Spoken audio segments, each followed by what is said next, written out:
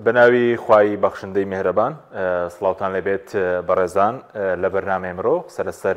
هەڵبژاردننی سەرۆکاتی ئەمریکا دەکەین کە بەڕێوەچوو کە تێیدا دووبارە دۆناڵد ترامپ وەکو 47مین سەرۆکی ئەمریکا سەرکەوتنی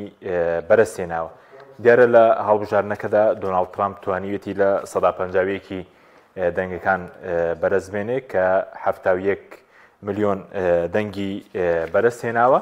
هەروە لە کۆمەڵی هەڵبژاردنەکانیش توانیوێتی 277 دەنگ بەرزبێنێت کە سەرکەوتنی بەرزهێنا لە بەرامبەردا ڕکابەرەکەی هاریس لە 147 دەنگەکانی بەرزهێنا کە 66 ملیۆن دەنگ دەرە و 224 دەنگیشی لە کۆمەڵی گشتی کۆمەڵی هەڵبژاردنەکان بەرزهێناوە. لە بەرنامەی ئەمڕۆ سەرەسەر سیاسەتەکانی دۆناڵد ترامپ دەکەین لە 4 ساڵی ئایندا. ئایا چی چاوەڕێ دەکرێت لە سیاسەتەکانی ترامپ لە سەراستی ناوخۆی ئەمریکا و سەراستی گیان و خۆرهڵاتی ناوەڕاد و لە سەراستی عێراق و هەرێمی کوردستانیش و تێڕوانی ترامپ کە پێشتر تێڕوانینی بۆ کورد لە چوارچێوەی دەوڵەتانی ناوچەکەدا بووە جاچێ عێراق بێت سووریا بێ وڵاتانی دیکە بێ و دۆخی کوردیش لە سەردەمی ئیدارەی دۆناڵد ترامپ چی بەسەردێت و هەرێمی کوردستان دەبێت چۆن مامەڵ بکە. ئەم پرسانە قسەی لەسەر دەکەین بە میوانداری بەڕێز مامۆستا مەولود باوەمرات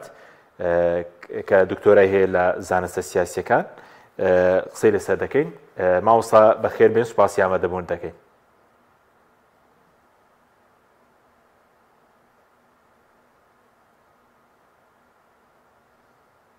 میوانەکەمان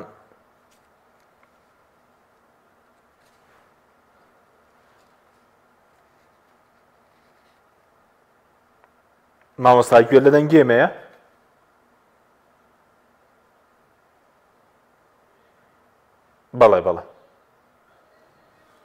بەڵێ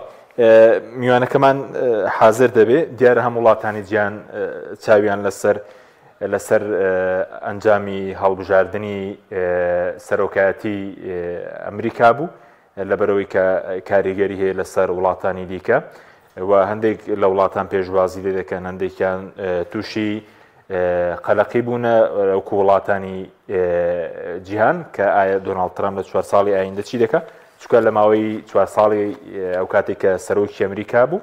لە خولی پێشووتر پێش بایدن سیاسەتی لەسەر بنەمای قازانج و بەرژەوەندی دابش کردووە، سیاسەتەکانی بەم شێوەیە بووە. بەڵێ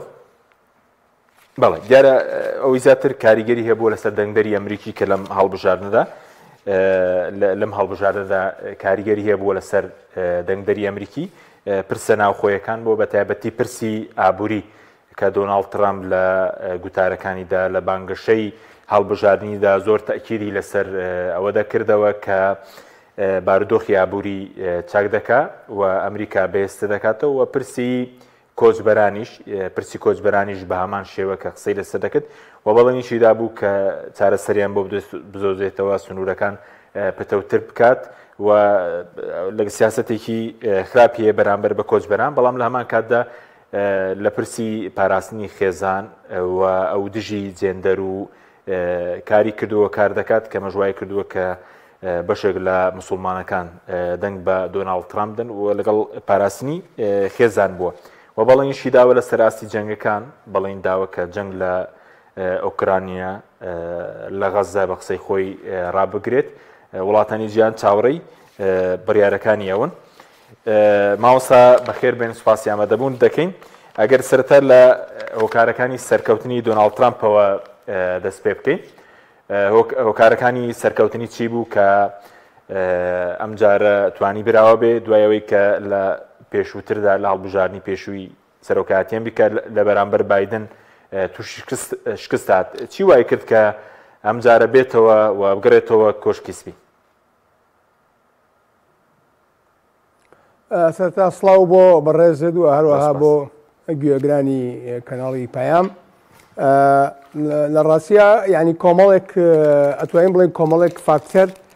پێکەوە هاوکار بوون لەوەی کە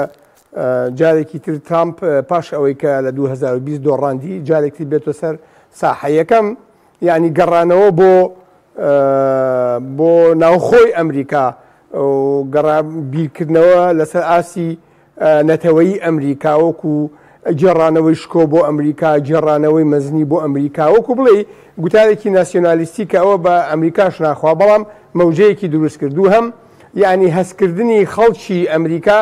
و گوتاری ئەوەی کە من مەزڵوم و من لێ قەوماوم با بڵین بە شێوە لە شێوەکان، ئەوەشی کێک بوو لەو یعنی هۆکارانەی کە ببێتە هۆی بردنەوەی. خاڵێکی تر ئەوەیە کە عادەتەن جمهوریەکان محافظکارن، یعنی ڕەنگە لەلایەن دیموکراتەکان و قسەکردن لەسەر مەسەلەی جەندەر و مەسەلەی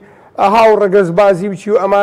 ئەمان بەگشتی نەک هەر ناچن بە دەوریشار لە زۆر شوێنە دژن، ڕەنگە ئەو بەشەی دەنگی کۆمەڵانی خەڵکی ئەمریکاشیان بەدەست هێنابێت لەو بارەوە. خاڵێکی تر ئەوەیە کە بەڕاستی ئیدارەی بایدن ئیدارێکی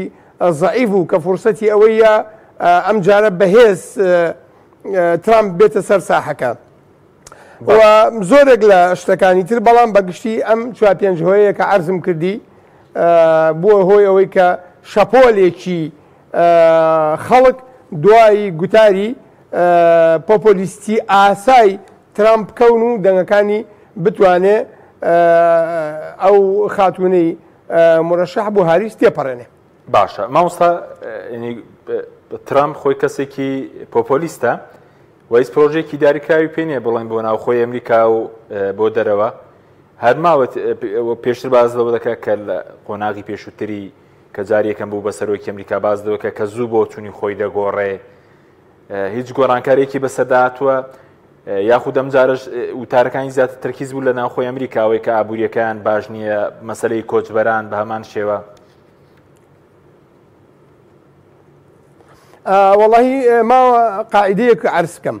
قاعیدەکە ئەوەیە کە بە تەجروبە دەرکەوتووە لە هەڵبژاردنەکانی سەرۆکایەتی ئەمریکا بانگەشەکان بە زۆری لەسەر ئاسی کێشەکانی ناوخۆی ئەمریکا ئەبن. بابەتەکانی دەرەوە و بابەتەکانی پەیوەست بە ئەمنی قەومی ئەمریکی و بابەتەکانی پەیوەست بە پەیوەندیەکانی ئەمریکا لەسەر ئاسی جیهان ئەوە بەجێ هێڵڕێ بۆ دواتر لە ڕێگەی دامودەستگای فەرمی قسەی لەسەرەکرێت کە چۆن دابڕێژێ و چۆن قسەی لێ بکرێت. لەبەرەوە سەرۆکی ئەمریکا ئەو جارە قسەی لەسەر ئەم مەلەفانەی خوارەوە کردو. یەکەم لە باربردنی مناڵ، دووهەم کێشەی کۆچبەر کە تقریباً حدودی 7 ملیۆن بە ئیحسایی خۆیان 7 ملیۆن کرێکاری بێکار کردووە و هەروە زۆرێک لە دامودەستگاکانی تەندروستی ئەمریکای پەخستووە لە بەروی ژمارەکان 10 ملیۆنی تێپەڕاندۆ بەرەو 12 ملیۆن. و هەروەها مەسەلەی هەڵاوسان، ئەمەوێ عەرزی جەنابەت بکەم، هەڵاوسان وەکو لای خۆمان نییە لە دوای 20 قسە لە هەڵاوسان بکەین و لە دوای 25 و لە دوای نازام چی ئەوانە. لەوێ ینی لە 6 تێپەڕی ئیتر هاوڵاتی قسە لەسەرەوە کە ئەم پارەی کە من وەریەگرم لە ساچری ڕۆیشتووە ئەبێ حکوومەت بۆم قەرە بوو بکاتەوە. لەبەرەوە ڕێژەیەکی هەڵاوسانیش یەکێکە لە ڕێژەی هەڵاوسانیش یەکێکە لەو کێشانەی کە پێویستە معالەجە بکرێ و هەروەها مەسەلەی باشدانان لەسەر ئەو کەلوپەلانەی لە دنیاوە هاوردە ئەکرێن بە تایبەتی کەلوپەلەکانی سین. لە ساڵی 2023 تقریباً هاوردەکردنی ئەمریکا لە کاڵای چینی بڕەکەی 357 میلیارد دلار بووە، یعنی ئەو کاڵایانی کە ئەمریکا هاوردەی کردووە. لەبەرەوە ینی کاریگەریکی زۆر لەسەر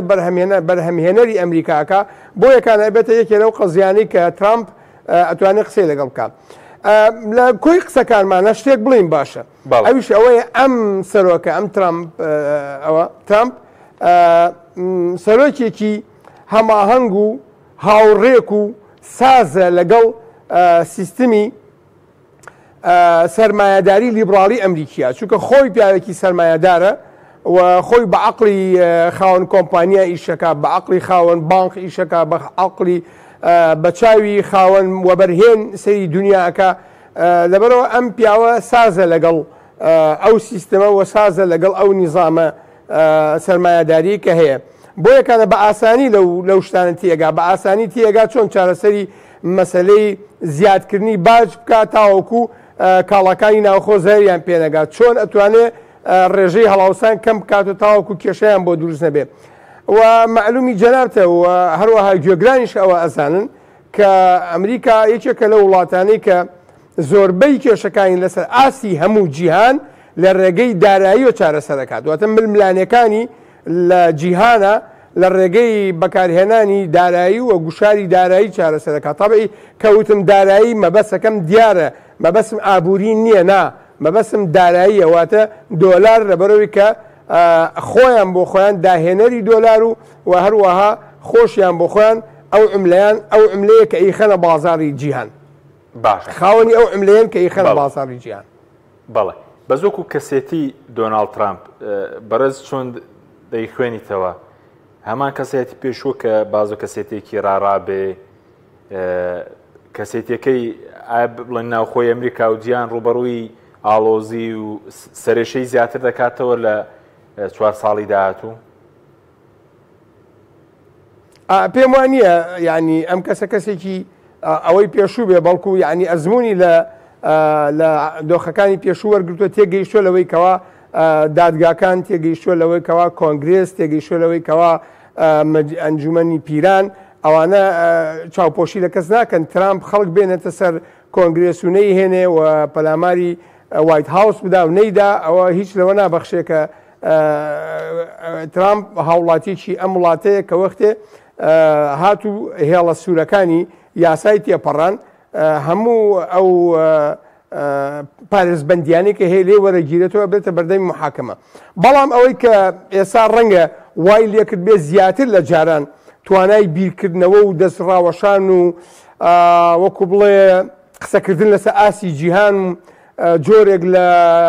دروشم بازیش بکە لە ئیشەکانیان ئەوەیە کە ئێستا هەم ئەنجومەنی پیران و هەم کۆنگرێسیش هەردووکیان پێکەوە لە جمهوریەکان و زۆرینەی جمهوریەکان و ترامپ ئەتوانێت بە ئیسراحەت هەموو ئەو بڕیارانە و ئەو پرۆژە یاسانی کە ئیهێنێتە بەردەم تیان پەڕێنێ. بەڵام هەموو ئەوانەی کە چاودێری سیاسین و متابعی دۆخی ئەمریکا و ترامپیان کردووە لەسەر ئەو ڕایەن کە ئەم ترامپە پەندی وەرگتووە لەوانەی پێش و جارێکی ترە و کێشانە دووبارە ناکاتەوە. بەڵام ئەبێ ئەوش بزانی جەنابەت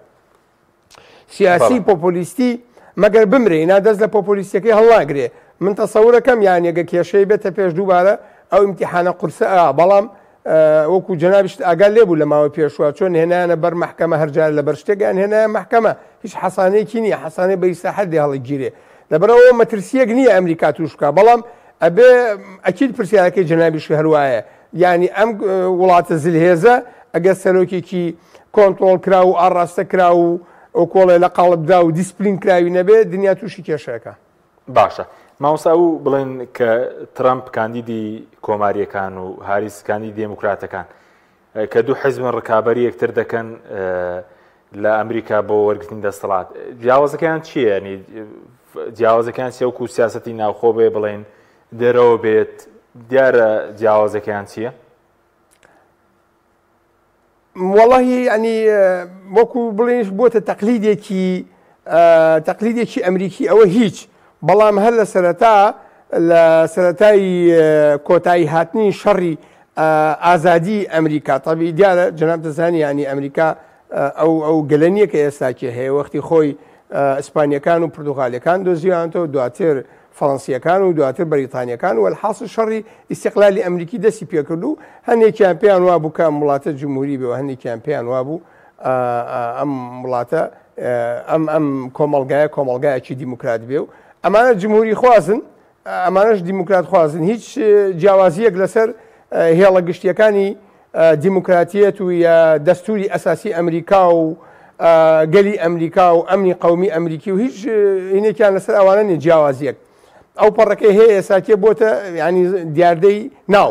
بەڵام ئەوەی ماوە کە هەردووکمان قسەی لەسەر بکەین ئەوی شەوەیە کە سەرۆکی ئەمریکا لەگەڵ ئەو هەموو دۆخە دەستوری یاسایی کە هەیە جانتڵمانە واتە کۆمەڵێک بڕیار کۆمەڵێک با بڵین ڕێسا کۆمەڵێک یاسا کۆمەڵێک هەڵوێست کۆمەڵێک قەراراتی سەریع لە ئەمریکا ئەتوانێت دەرکا کە هیچ دەسەڵاتێک توانای ڕەتکردنەوەی نییە و لە سەروی هەموو دەسەڵاتەکان و هەندێک دەسەڵاتی هەیە بەکاری هێنێ. ئەم جەنتڵمانە لە یەکێکەوە بۆ یەکێکی تر ڕەبتێکی تا ڕادەیەکی دیاریکراو بە سلوکی ئینسانەکە و تێگەیشتی ئینسانەکە هەیە. ناڵێم هەموو شتێک چونکە وەکو عەرزم کردی یعنی سەرۆکی ئەمریکا کۆنتڕۆڵ کراوە بە دەستور و بە کۆمەڵێک یاسا و دادگا و بە کۆمەڵێک شت بەڵام مهمەوەتانێ شخصیەتی ئینسانەکە ڕەنگی پۆستەکە ئەگۆڕێ سلوکی سیاسی ئینسانەکە ڕەنگی پۆستەکە ئەگۆڕێ مەسەلا بۆ نمونە ئێستا جەنابەت تەسەور کە بایدن لە بەرەوەی دیموکراتیە لەسەر ئەو تەلەڤیزیۆنە بە عەلەنی پیاوێک لەو عمرای ئەلانیە کرد کە بەڵێ من پشتگیری هاوڕەگەز بازی یەکەم مەسەلا بۆ نمونە یعنی خەڵکێکی ڕاستە بە تەواوی خەبیر بوو لە تەواوی سیاساتی ئەمریکا بەڵام هەتا حەزکەی یعنی پیاوێکی ئەوەش بوو یعنی وەکو بڵێ مەکتەبی ئیداری دەستکراوە نەبوو لەوەی هەموو قسەیە بکە هەموو شتێک بڵێ بەڵام من وا تێگەم کە شخصیەتی ترامپ شخصیەتێکی جیاوازە لە نهایەتا پرسیارەکەی تۆ ئەبێتە ئەمە شخصیەتەکان شتەکە گۆڕنەوەی لە جەوهرە ئەو چوارچێوە گشتەی کە ڕنگڕێژی سیاساتی ناوخۆ و دەرەوەی ئەمریکاکە یەک شتە بۆ هەمویان بەڵێ سەبارەت بە وڵاتێکی موئەسەساتیە بەڵێ سەبارەت بە سیاسەتی دەرەوە پێشتر دۆناڵد ترامپ ئەتا لەگەڵ سەرۆکی کۆریای باکووریش کۆبوونەوەی هەبوو باز لە نزیکی دەکرێت لەگەڵ سەرۆکی رووسیا وا دەکات ئەم گرژیانەی کە لە بینی ئەمریکا و کۆریای باکوور یاخود جەنگی ئۆکرانیا وا بکات دەتوانێت ئەو بەڵێنە باتە سەرکە لە بانگەشی هەڵبژاردن و تیدی جەنگەکە ڕادەگرێت دەتوانێت ئەمە بکات بە تەسەووری من یعنی مەلەفەکانی بەردەمی و ڤانس جیمس ڤانسی جێگری کە هەڵی بژاردە بۆ جێگروی هێنایە سەر ستێج لە کاتی گوتاری سەرکەوتنە و کابینەکەی دەوروبەری و مستەشارەکانی وەزیرەکانیش کە بە سیفەتی مستەشار لە ئەمریکا ناوە برێن ئەوانە هەمویان ڕۆڵیان هەیە لەوەی کەوا ئایا مەلەفەکان چین مەلەفەکان ئەوەی کەوا لێکۆڵەران باسییان کردووە لە دەربارەی ڕۆڵی ترامپ لە یەکلاکردنەوە یا لە مامەڵەکردن لە مەلەفانە مەلەفی یەکەم مەلەفی چینە مەلەفی چین مەلەفێکی زۆر تەقلیدی و ئاساییە بریتە لە مەلەفی بازرگانی طبعی ئەوەی کە ناتەقلیدی کردووە مەسەلەی G5 یعنی ئەنتەرنێتی G5 کە ئەنتەرنێتێکی تەواو ینی وەکۆ لە هەوا بڕە ینی نازام چۆن و بۆ تەفسیر کەم ینی شتێکی عەجایبە کە هەموو ئەدەواتی ئەلکترۆنی دنیا خاتە دواوە و ئەوە ئێستا چین و ئەمریکا کێشیان لەسەر ئەوەیە بە شکڵێکی ئەساسی یا با بڵێ وەکو ئەنتەرنێتەکەی لای خۆمان دوو زۆن کێشیان هەبێ لەسەر ئەوان جوایان لێ هاتووە لەسەر ئاسی عالەم بەرحاڵ کێشەی لەگەڵ سینە کێشێکی تەقلیدیە ناگاتە تەقینەوە و جاسوسیکردنی سین لەسەر ئەمریکا هەر بۆەوەی بزانین چ تەکنۆلۆژیایە گەیشتووە چه ئاسی تەکنۆلۆژیە و بەعکسی شو ئەمریکاش هەروایە ڕقابەتێکی بازرگانیە ڕقابەتێکی اقتصادیە و هەروە ڕقابەتێکی داراییە ناگاتە هیچ شتێک چونکە ئەو ڕقەمەی کە بۆم خوێندی 357 لە ساڵی 2023 ئەوە ڕێژەی ئاڵوگۆڕ یاخود ڕێژەی هەناردەکردنی چینە بۆ ئەمریکا ئەگەر لەگەڵ تۆ ئێمە هەمومانەڵێن کە سین و رووسیا نزیکن لە یەک هی ئەو 164 ملیارە لە ساڵێکە 350 لەکوێ 164 لەکوێ پێم وایە بە هی ساڵی 22 ئەوەی کە ئەو ڕقەمەی عەرزم کردی هی 22 بەرحاڵ لە هیچ شوێنێکی دنیا سین وڵاتێکی وای دەست ناکەوێت قاڕەیەک لە بەردەمیان بێ بۆ ئەوی سەنعەتەکانی خۆی بۆ بنێرێ ئەمریکاش وڵاتێکی دەستی هەرزانی ئاوای دەست ناکەوێت کە سەنعەتەکەی لەناوە ساغ کاتەوە لەبەرەوە تەقلیدیە سیاسەتی دووهەمی دەرەوەی ئەوەی کە باسیەکەن لێکۆڵەرانی سیاسی بریتە لە سیاسەتی ئەمریکا لەگەڵ ئیسرائیلە ڤانس عەلاقەیەکی باشی لەگەڵ ئیسرائیل هەیە و پێشی وایە پشتگیریەکی بێحەد و حساب پێویستە لە ئیسرائیل بکرێ جا ئایا ئەم پشتگیریە تا کوێ بۆچیە بۆ کۆتایی هێنانە بە حەماس بە وەکو ڕێکخراو و ئایا تەکبیراتێک ئەەکەن بۆی بەبێ شەڕ ئەمە بڕوە بە مفاوەزات و لێک تێگەیشتن یاخود ئەوەیە ئەوەکان پشتگیریە سیاسیەکان بەردەوامە بن عەفوەن پشتگیریە سەربازی و تەکنیکی و داراییەکان بۆ ئیسرائیل بەردەوامە بن تاوەکو لەسەرەوە حیزبوڵڵا تەواوکە لە ناوخۆشە حەماس کۆتایی پێبێنێ ووایان لێ بکە هەردوو لە حکمی نەبوو نابن ئەو کاتە دەستەکە بە تەطبیقکردن لەگەڵ وڵاتانی عەرەبی بە تایبەتی وڵاتانی خلیجی و سعودی و ئەو وڵاتانی دەوروبەر ئەمە ئەوەیە کە ڤانس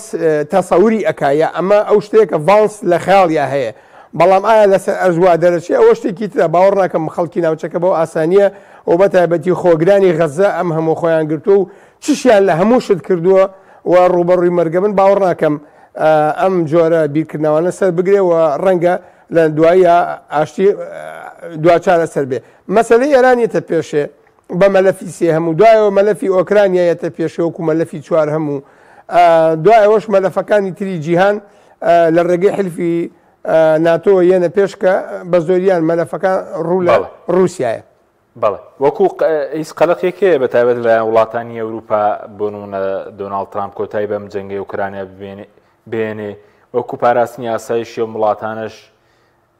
وڵاتانی ئەوروپا لە هەژمونی رووسیا قەلەقی هەیە لەو بارەیەوە وەڵا یعنی قەلق هەیە بەڵامەکو لەبەرەوەی ئەمریکایەکان هەر خۆیان بە تەبع هەموو ڕێز جمهورێک یعنی خۆیان بە ڕیسپی وڵاتانی ئەوروپا ئازانەوە پێشیان وایە کە ئەتوان دیفاعی لێ بکەن هەمووکو عەرزم کردی لە پێشەوە کە زۆربەی ململانەکان و پەیوەندیەکانیان لەسەر ئاسی جیهان لە ڕێگەی پارە یەکلاکەن لە ڕێگەی دراو لە ڕێگەی دارایی یەکلاکەنەوە لەبەرەوە ئەتوانن ینی زۆر شت بۆ ئەوروپا بکەن کە لایەن لە مەسلەی ئەو قەلەقەی کە هەیەی بەرامبەر بە ئاشتی و ئاشیش هەرێستا سەر بگرێ ینی ساڵێکی ئەوێ پێم وایە ساڵ لە تەمەنی ترامپ ئەبا هەتاوەکو ئەوەی بگاتە ئەوەی کە ئەمریکا ئەوە قەلەقی ئەوروپایەکان ئەو بەو پەلەپەلە بێ بەڵام لە هەموو حاڵێکە من دڵنیای تەواوم کە ئەمریکا شعور بە قەلەقەکانی ئەوروپاکە و خۆی بە خاوەنی گەورە هێزی حلفی ناتۆ ئەزانێ بە هیچ شێوەیە لە شێوەکان هەتا حەلی و قەلەقانەکە ڕێگە بە ئەوە نادات ڕێگە بە ئاساییکردنەوەی بینی رووسیا و ئۆکرانیا نادات باشە پێوەست بە وڵاتانی عەرەبی دێنە سەر عێراقیش بەڵام پێشتر تێڕوانینێکی بازرگانی هەبوو بۆ باسی سعودی دەکرد کە وەکو مانگایەک سەیری دەکرد کە مانگایەکی شیردەرە و شیرەکەی بۆ ئەوان بێ یاخود بیدۆشن بڵین لە وتارەکەشیدا باسی لەوە کرد کە ئەوان لە عێراق و لە ئیمارات و لە سعودیە نەوتیان زیاترە پێدوێ پەیوەندی لەگەڵ وڵاتانی عەرەبی چۆن دەبێت چونکە پێشتر نیگەرانیەکە بوو کە بۆ نمونە سعودیەکان لە سەردەمی دۆناڵد ترامپ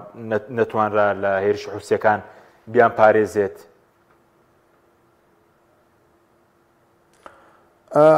ینی دۆناڵد ترامپ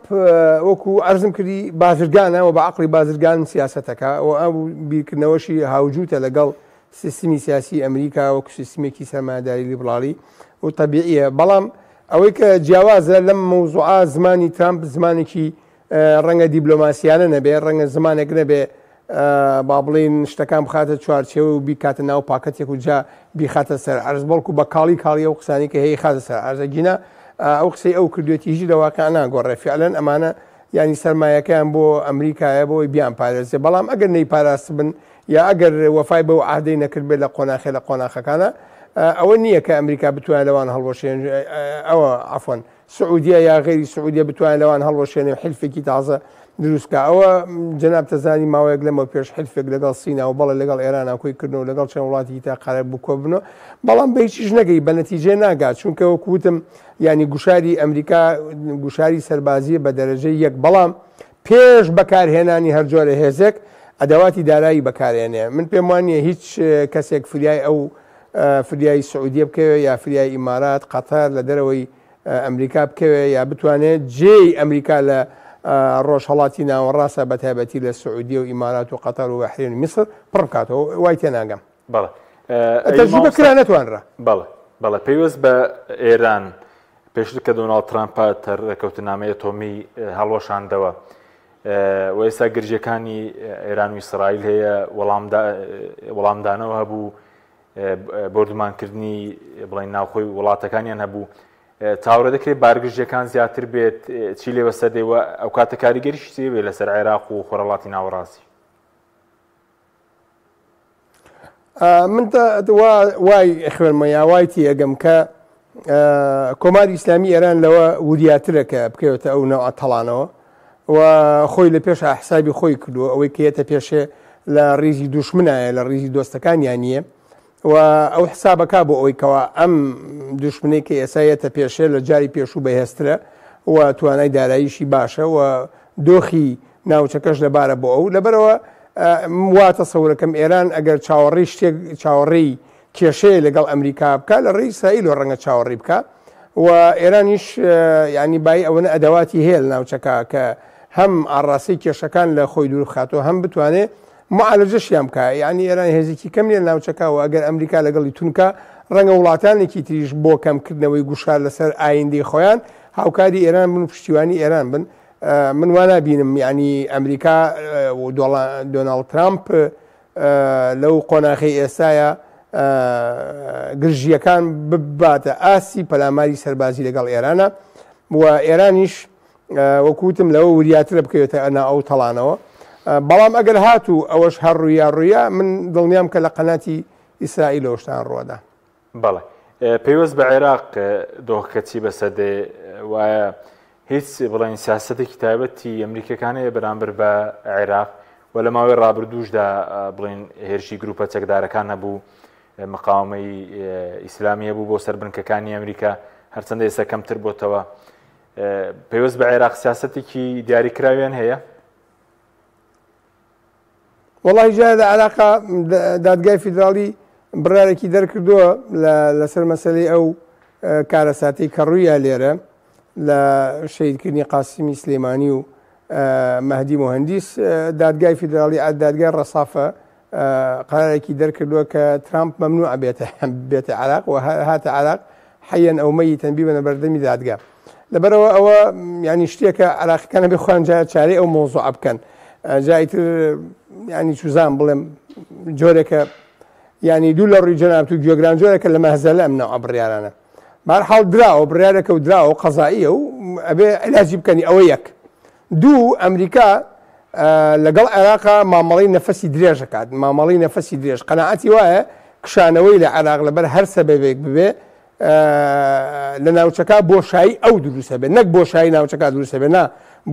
بۆشایی ناوچەکەەوە ئێران حازرە پڕیکاتەوە و تورکیاش حازرە پڕیکاتەوە دوو وڵاتی بەهێزی ناوچەکەن بەڵام بۆشایی ئەمریکی لە ناوچەکە دروستە بێ ئەگەرەکو بێت و عێراق بڕوا ئەمریکا لە عێراق بڕوا دەر بە کولی ئەوە یەک بەخۆی بە ئیرادەی خۆی ڕقی هەڵبسێ بڵێ ئەم هەموو تۆپباران و ئەم هەموو خەڵکە بە من کۆنتڕۆڵ ناکەن کە میسال هەشان ڕق لە سیاسەتی ئەمریکا وجودی نییە یعنی کە تعبیرەکە دقیق نەبوو بەڵام ئەگەر ئەمریکا بگاتە خۆی ناگەێنێتەوە حەدە بەڵکو مدارات لەگەڵ مشکلەکانی ئەمریکاکە ئەمریکا لە عێراقا بە تەبعی خەڵکی عێراق ئەمریکا لە عێراقا لە ورد و درشتی هەموو هێزەکانی عێراق ئەزانێ چەند ژمارن چەند کەسن لەکوێن خەڵکی کوێن هەموو شتێکی ئاگا لێ هەموو شتێ بە وردیە کۆمپیوتەرە کراوە خۆشیان بەقەدر ئەمریکای لێ نازان بەڵام ئەزانێت چی نیەتی هەیە بەیانی چی بتەقێنێ بەڵام ئەمریکا ئەوێ بۆشایی دروست نەکات لە ناوچەکە و ئەوێ مداراتی وەزعەکە بکە و بەردەوام بێ لەگەڵیان ئێوارە تەقەلە بنکەیەکی ئەمریکی ئەەکەن و بەیانیش سەفیری ئەمریکیە چێ بۆ لای سەرۆکی سەرۆک وەزیران یا ئەچێ بۆ لای سەرۆکی دادگای قەزایی یا ئەچێ بۆ لای سەرۆک کۆمار ئەمە دلیلی ئەوەیە کە ئەمریکا وەکو وڵاتانی تر مامەڵە لەگەڵ عێراق ناکە لەبەرەوەی جارێ بە حسابی خۆی خوێنی یا و شەهیدی یاوە کە عێراقی گەیاندە ئەمڕۆ و لە ئەمڕۆشە کە شتەکە بە هەڵا بێ بەڕاست بێ بە درۆ بێ لە مەساحەتی ئەو نییە بەڵام ئەوەشی لە مەساحەت نییە ئەگەر بێت و هێزە چەکدارەکانی عێراق ناچاری بکەن بە کشانەوە لە عێراق بەڵام ئایا مەلەفێکی تازەی هەیە لە عێراقا من هیچ لەوە نازانم. بەڵێ پێوەست بە سووریا یاخود بڵین کوردستانی ڕۆژاوە پێشتر لە 2021 دۆناڵد ترامپ ویستی هێزەکانیشی بکشێنێتەوە لە ڕۆژاوای کوردستان و ئەمڕۆ ئەردۆغان باسی لەوە کردبوو کە دۆناڵد پیرۆزبایی لێ کرد و باسیەوە کردبوو کە هاوڕێیەتی هیچ گۆڕانێک بڕێوێ بۆ ڕۆژاوای کوردستان پێوەست بە چارنووسی ڕۆژاوای کوردستان تا ئێستا ئەوەی کە هەیە کوردەکانی ئەوێ نیگەرانن لە هاتنی ترامپ و ترسی ئەویان هەیە هەمان تێگەیشتن دووبارە بێتەوە کە ئێمە ناتوانین پارە بۆ جێیشەکەمان لەوێ خەرجکەین و خەڵکیش بین بە کوشت و پارەش بە ئێوە بدەین و ناشزانین نەتیجەکەی چیە و ئێوە بەرەوکی ئەڕمەتانەوە چی بکەن ڕەنگە ئەم تێگەشتنەوە بکە یعنی ئەم تێگەیشتنی ئێستا یا ئەو تێگەشت یا مامەڵەکردن بە عەقڵیەتی کۆنی ترامپ وا بکە کە تەواوی هێزەکانی سووریای دیموکرات بیر لەوە بکەنەوە کە جارێکی تر دەمجبوونی خۆیان لەگەڵ حکوومەتی سووریا و ڕێکەوتنێکی کۆنکرێتی لەگەڵ حکوومەتی سووریا بە یارمەتی ڕووسیا دروست بکەن بۆ ئەوەی کە ئەگەر لە حاڵەتی کشانەوەی ئەمریکیەکان یا کشانەوەی جێشی ئەمریکی ناوچەکە یا کۆتایی هێنان بە هاوکاریەکانی ئەمریکا ناوچەکە ئەمان پارچەیەک بن لە سووریای خۆیان واتەنی سووریای دیموکرات. بەڵێ ینی دەرچوونی ترامپ بۆ ڕۆژاوی کوردستان خراپە تا ئێستا ئەوان ئەمە تحلیلە تەفسیرە بەڵام ڕەنگە ترامپ تێگەشتی خۆی بەرامبەر بە قەزێکە گۆڕی بێ بەڵام ئەگە دۆستایەتی لەگەڵ ئۆردوغان تا ئێستا بەردەوام بێ حتمما ئۆردوغان ئەو شوێنەی پێ شوێنێکی خراپە و پێی وایە کە لێوە ئیرهاب هەیە لێوە نازان ئەو شعار و قسانی کە ئۆردوغان و حکوومەتی تورکیایکە معناوەتانێ هەر دنەی ئەوەی ئەدەن کە جارێکی تر یا جێشەکە بکشێنێتەوە لە ناوچەکە یا تەواوی یارمەتیەکانی ڕاگرێ بۆ ماوەی 4 مانگ 3 مانگ 5 مانگ جێشەکەش وازە شوێنەکە بێنێ بەڵام من پێم ئەوەنەی کە ئەی زانمی یا با بڵین بە شێوەیە لە شێوەکان متابعەم کردووە یعنی هێزی یەکینەکە هێزی سووریای دیموکرات و هەروەها هێزە مەدەنیەکان و حیزبەکانی تورکیا عفۆن سووریا لە بەشی ئازادکراوی سەروی کوردستانی ڕۆژئاوا خۆیان ئامادە کردووە لەگەڵ حکوومەتی ناوەندی یا با بڵێ حکوومەتی دمشقا جارێکی ڕێکەوتنێکی کۆنکرێتی وەها بکەن کە بتوانن پێکەوە لە دوورۆ ئەگەیان لە یەک بێ یا با بڵێن ناوچەکە بە ناوچەیەکی سووری بەڵام دیموکرات ناو ببرێ باشە وە لە دەستوری شاوان ئاماژە پێ کردووە بەڵێ ئەو پرۆسەیە شتێکی ئێستا بڵێن لە تورکیا هەیە هیچ کارگەرێکی نابێت لەسەر مامەڵەی بڵێن داهاتووی نێوان ئەمریکا و تورکیا لەگەڵ ڕۆژاوای کوردستان یاخۆ لەگەڵ ئیدارەی باکووری ڕۆژهەڵاتی سووریا کە ئێستا هێزەکانی بڵێن سووریای دێموکرات لەوێ ئیدارەی دەدەن بەتەسەوری من ینی زۆر بڕیاری ئەوە بدەین چونکە ئەوە پێوترێ وردکردنەوەی خەریتەکە ئێمە ئەو پێنجتە گەورەمان باس کردە لە چینۆ هەتا هاتیینە مەسلەی ئیسرائیل و ئێران و سعودی و ئۆکرانی ئەوانە ئەم مەسەلەن ڕاستە گەرمن بەڵام پێم وابێ کە ئەمریکا و ترامپ لەو قۆناغی ئێستای هەمویان ئەسپێرێ بە تورکیا. باشە مامۆستا پێویست بە کورد جاچی لە عێراق بێت چ لە تورکیا بێت چ لە سووریا بێت چ لە ئێران بێت ئەمریکا سیاسەتێکی تایبەتی نییە سەبارەت بە کورد هەر لە چوارچێوەی ئەو وڵاتانە مامەڵە لەگەڵ کورد دەکات بە باشووری کوردستانیشەوە وەڵی بە دڵنیایی ینی تا ئێستا کێ ئەمریکا بیرکردنەوەی وای نییە کە یارمەتی کورددا دەوڵەتێکی هەبێ لە ڕۆژهەڵاتی ناوەڕاستە بەمانایەکی تر بیرکردنەوەی وای نییە یەکێک لە وڵاتانە پارچەیەکی لێ بکاتۆ بیا بە کورد بڵێ ئەمە دەوڵەتی تۆیە من واتە سەور ناکەم و تەجروبەی واشم هەیە کە لە ئەمریکا بە وازحی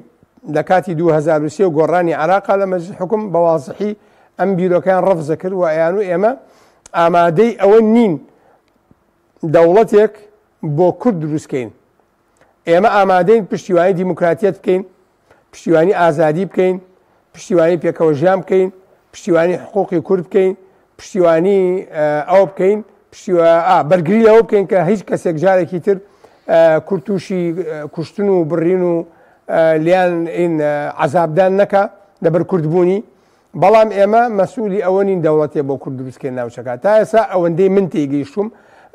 ڕەنگە سیاسەت مەدارێکی تر لە ئەمریکا بێ و بڵێ نەخێر ئەمەوانی و قسەیەکی ترە بەڵام ئەوەندەی من تێگەیشتوم هیچ جۆرە ئێستا لەم پارچەی خۆمانە هەوڵی زۆرە دەن کە پێشمەرگە یەک خان و کورد قاعیدەیەکی زۆر هەمواری هەیە لە هەرێمی کوردستانە قاعیدەکەوەیە هەمیشە بیرەکاتۆ لەوەی بزانێ ئەمریکا چی بۆ ئەکا هەرگیز بیر لەوە ناکاتۆ ئەی ئەم ئەتوانێت چی بۆ ئەمریکا بکە و ناوێرێ ئەم پرسیارە بکات چونکە هەرچی ئەمریکا بێ ئەم ناتوانێت بیکە ئەم لە مەملەکەتێکی شپرزە و وڵاتێکی دابەشبوو دوو زۆن و دابەژبوونی قەراری سیاسی و چی ئەمانە و دڵخۆشکردن بەوەی کەوا کۆبوونەوەی ئەکرێ یا ناکرێ ئەوە ناکاتە هۆی ئەوەی کە تۆ دەستبەی بۆ پێشمەرگە نییە و دەستبەی بۆ ئاسایش نییە و دەستبەی بۆ شورتە نییە و دەستبەی بۆ مەعاش دوولەتە و یعنی ئەمانە پێی ناوەتی ئەو چوارچەوەی کە ئەمریکا دڵی پێخۆشەکە بەڵام مازال لە ئەمریکا هاوکاری خۆی پێشکەش بە کوردەکان لێرە بەڵام هیچی سەوز نەکردو تا ئیساکێ لەبەرەوە تەجروبەی لە وڵاتێکی تر دووبارە ناکاتەوە ئەوە یەک دوو ئەگەر حسابی مەسلحەتە کە سیاست بە مەسلحەتەکە لە سەر نێو دەوڵەتی سیاست بە چاکەی گشتی ئەکرێ بەهێنانەدی ئاوەتەکان و ئامانجەکانی خەڵکەکرێ ناوخوا بەڵام لەسەر ئاسی نێودەوڵەتی سیاست لەسەر ئەساسی مەسلحەتەکرێ لا شەک من لە جەنابتە پرسم ئایا هەموو گەلی تورکیا پێکەوە لەو ئیتاڵی کە هەیە بۆ ئەمریکا باشترە یا 3-4-5 محافەزە لەم ئەخیرەوە ئەوش بە هەزار شەڕ و جیڕەجی ڕووبینە و بەرە و محکەمەی نێودەوڵەتی تا بیکەی بەدڵ کامیان ئەمریکا ئەو قوربانی نادا بەو هەموو هێزەی خۆی تا پارچێ لە تورکیا یا پارچێ لە سووریا یا پارچێ لە ئێران بکاتەوە ئەڵڵاهومە مەگەر شەڕی ناوچەکە وەها قوڵ ببێ کە سەر لە نوێ نەخشەی ناوچەکە سەر لە نوێ بیناکردنەوەی نەخشەی ناوچەکە دەست پێ بکە ئەو کاتە کوردیش ئەتوانێت قەراری 680 بەرکەوێ لە شوێنێکی تر جەنابەت تەسەور کە ئەمریکا زۆر لە پاڵی کووردا بووە بۆ معنایە قسەکەم بەو معنایە نیە ئەمریکایش بۆ کورد ناکە ئەمریکا زۆر لە پاڵی کوردی عێراقا بووە ینی قەراری 680 و پرۆژەی پرۆڤاید کۆمفۆرت بۆ پاراستنی کورد لە ناوچەکەی خۆیان لە سەروی هێڵی 33 هەمووی بەدەستی ئەمریکا کراوە و دوای ئەوەش ینی دوای تێپەڕبوونی ئەو ماوەش بە بەردەوامی ئەمریکا چاوی لە هەرێمی کوردستانە ئێسش پارە بە سوپای بە پێشمەرگەی هەرێمی کوردستانەدا و زۆرێک لە یارمەتی دیبلۆماسی و یارمەتی سیاسی و یارمەتی چی پێڵێن مەدەنی هەرێمی کوردستاندا بەڵام ئیسیسماری ئەمریکی لە منتیقەکە بەڵام لە هەمان کاتە ینی تا ئێساکێ بەقەدەر پەلەمێشێک ئەو هەرێمی کوردستانە لە قەراری 688 ئەگەر کەمی نەکردبێ زیایی نەکردووە واتە ئێمە قەرزاری دەستوری شعبی کوردستان و خەڵکی کوردستان قەرزاری دەستوری عێراقی 2005 نییە کە فیدراڵی بە هەرێمی کوردستان بەخشی و ئەو فیدراڵێتی کە هەیە لەسەر ئەساسی ئەو دەستورە ڕێک نەخراوە بەڵکو لەسەر قەراری 688 و اینجا دوای ئەوە بە پەلاماریش بڕێک مەقەسیان لێەوە کەمیان کردوت. بەڵێ مامۆستا سەبارەت بە هەرێم پێشتر بڵین کاتێک کە بایدن بوو بە سەرۆک میدیاکانی دەسەڵات وتیانەوە دۆستی کووردە و هاتوتە هەرێم و شت بۆ کوردەکە بەڵام بڵین تێپەڕی و تەنادامەدەم پێشوازی لە دەسەڵاتدارانی هەرێمیش بکە بایدن بۆ دۆناڵد ترامپ ینی مامەڵەکردنی دۆناڵد ترامپ قورشتریشە لە سەراسیەوەی کە مامەڵە لەگەڵ ڕەنگە هەندێک سەرۆک وڵاتی خۆرڵاتی ناوەڕاستیش نەکات. وەڵی بەنسبەت بایدن ڕەنگە لە بەرپرسانی هەرێمی کوردستان گەڕێ وەرە سەر ینی کەسێکی وەکو منیش یعنی لەبەرەوەی پرۆژەی بایدن وەختی خۆی پرۆژەی ئاوادانکردنەوە یا بنیادنانەوەی سێبەشی عێراق بوو کە عێراق بکرێ بە سێ هەرێم و ئەوانە تەبیعی دیارە عەرەبەکان عەرەبە سوننەکان مەسەلەی فیدراڵیەت نەک هەر ئەوە کە نیگەران بوون ئەو کاتە بەڵکو مەسەلەی فیدراڵیەتیان بە حرام ئەزانی چونکە ئەبێتە هۆی دابەشکردنی عراق و دابشکردنی عراقی ژیانی دابشکردنی ئومەی ئیسلامی و دابشکردنی ئومەی ئیسلامی ژیانی حرامێکی مطلق بەڕاستی بایدن خاوەنی پرۆژەیەکی کراوە و مەشروعێکی تەواو بەهێز بوو و ئەوانیش ناحەقیان نەبووە کە بیرکردنەوەی وایان هەبوو بێ ئەو کاتە بەڵام ئێستا بەنسبەت ترامپ و بەڕاستی کەسمان هیچ نازانین لە علاقەی لەگەڵ بەغا چۆنە لەگەڵ عێراقا چۆن بووە چۆن ئەکا بەس ئەوەندەی تێی ئەگەین دوو ڕەهەند لەم پیاوە دیارە ڕەهەندی یەکەمی مامەڵەکردنێکی ئابوووریانەی سەرف لەگەڵ هەموو مشکلەکانی دنیا دووهەمیشی مامەڵەکردنێکی ئەسکەریانەی تون لەگەڵ کێشەکانی دنیا بەڵام ئەبێ ئەوە بزانین هەتاوەکو چارەسەری ئابووریانە لە دنیا مابێ لە مەسلحەتی ئیقتصاد ئەیکا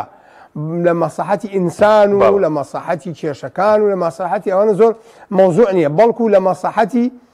ئابووری ئەیکا ئێمە ئەم دوو ڕسمە ئەزانین بەڵام نازانین من بۆ خۆم هیچ معلوماتێکم نییە کە سەرکردەکانی هەرێمی کوردستان چی ئەزان دەربارەی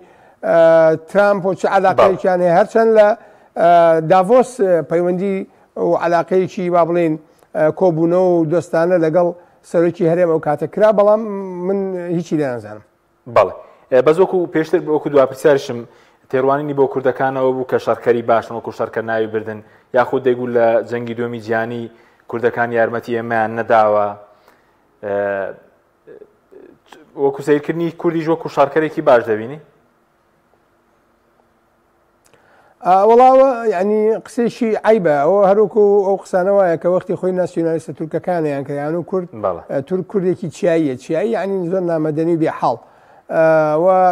ئەو قسەی هەر قسێکی ناشینە اینجا کوردەکان یارمەتی ئەمان نەداوە ئەو خۆی مەلەفی دوێنێ خۆی لە بیر نییە ئەمڕۆ ئێستا مەلەفی حربی عالەمیەکە ئێمە لە کوێ بووین لە حربی عالەمیەکەمە کێ بووین لە حربی عالەمیەکەمە دەوڵەتمان هەبوو ئیمارەتمان هەبوو بێ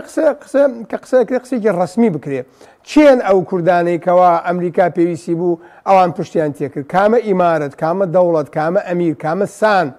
کامە چی یعنی قسەکان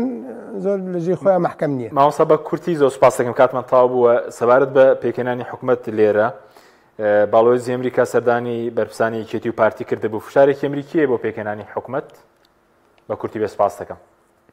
وڵا بەئەکید هەیە بە هیچ شێوێک لە شێوەکان ئەمریکەکان نایانەوێت دەست بەرداری ئەو هاوکاریە بن کە بۆ پێشمەرگەی ئەنێرن و پێیان وایە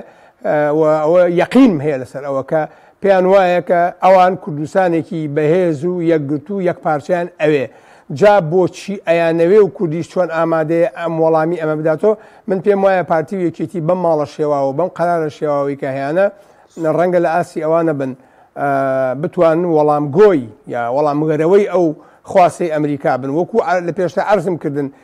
کورد دەزانێت چی کورد مەقسەم هەرێمە کورد دەزانێت چی ئەوێ لە ئەمریکا بەڵام ئامادە نییە بزانێ ئەمریکا چی لەو ئەوێ چونکە توانای وەڵاموانەوەی داواکانی ئەوی نابێ. سوپاس دەکەین دکتۆر مەولود باوەمرات دکتۆرا لە زانستە سیاسیەکان سوپاسی جەنابەت دەکەین کە لە هەولێرەوە لەگەڵ مابووی ماندوومان کردی زۆر سوپاس. سپاس بەوێ بینێرانی بەڕێز سپاس بۆ جەنابەت پاتان لەگەڵ زۆر سپاس.